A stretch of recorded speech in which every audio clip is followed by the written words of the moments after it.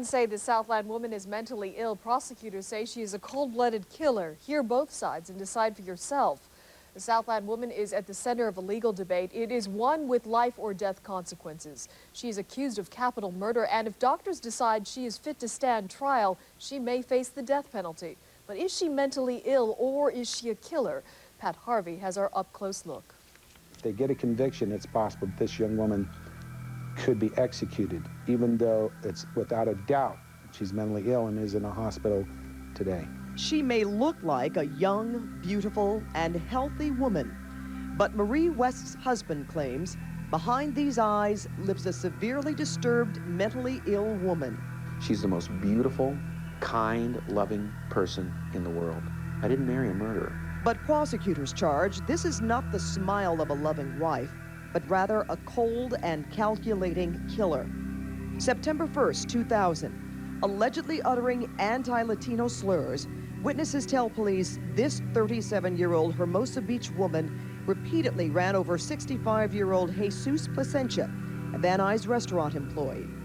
Reports say after killing the elderly man, West drove back into the parking lot and made comments about the roadkill in the street. They say, "Did you see what you just did to this Jesus Plasencia?" And she says, "Oh, him, he's roadkill." That's what they said that she said. I'd never heard her say anything that cold and callous before. This is Marie West today, and for the first time in Los Angeles County, a woman now faces capital murder charges with special hate crime allegations. Marie West's young life hangs in the balance of the court, and her defense attorney, Tony Capozzola. If they get a conviction, it's possible that this young woman could be executed, even though it's without a doubt she's mentally ill and is in a hospital today.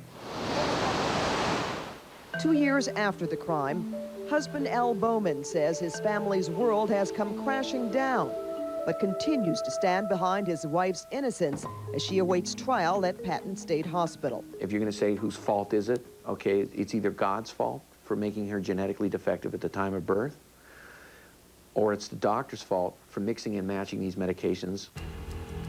Bowman blames his wife's actions on her severe mental illness, bipolar disorder, and what he calls a toxic bomb of prescription medications she was taking. Her husband says he's seen the mania erupt from behind these eyes before, and says without a doubt his wife was in the middle of a full-blown manic episode when Plasencia was killed. Should she be punished for it? No way. No way. Involuntary vehicular manslaughter. Involuntary because she didn't ask for this illness. Ironically, just days before the incident, documents show West sought help from a treatment facility, but her attorney says she was turned away. She's a victim of the system who didn't care and didn't take care of her and let her loose, even though she sought help. And the other victim is Mr. Jesus Plasencia, the innocent victim who was killed. A U.S. Justice Department study shows that 1 out of every 20 homicides is committed by an untreated or undertreated mentally ill person. In hopes to prevent another tragedy, a new law was recently signed here at the Capitol. State Assemblywoman Helen Thompson, a former psychiatric nurse, authored the new bill that allows courts to order treatment and medication for the mentally ill, even against their will. In a case-managed assisted outpatient treatment program, you would have someone making sure, as part of the court order, that this person is taking the drugs that were prescribed for them.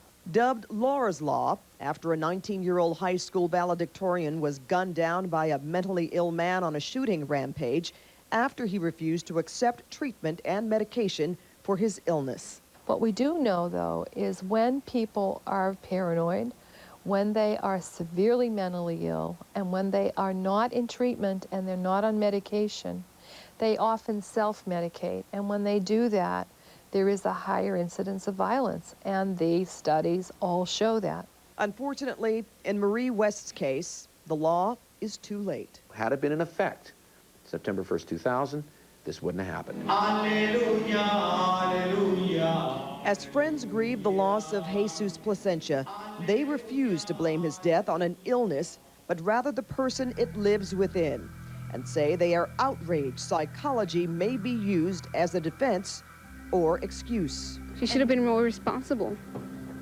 That's not an excuse if she was off her medication. That was her choice. But as Al Bowman fights for his wife's life, he says more than anything else, he misses the beautiful woman he was once married to and hopes one day, with the right treatment and medication, she will smile again. I didn't marry a murderer. I married the most wonderful girl. Pat Harvey, KCAL 9 News. Attorneys say Maria West is still not competent to face trial. When and if she is, we'll be there.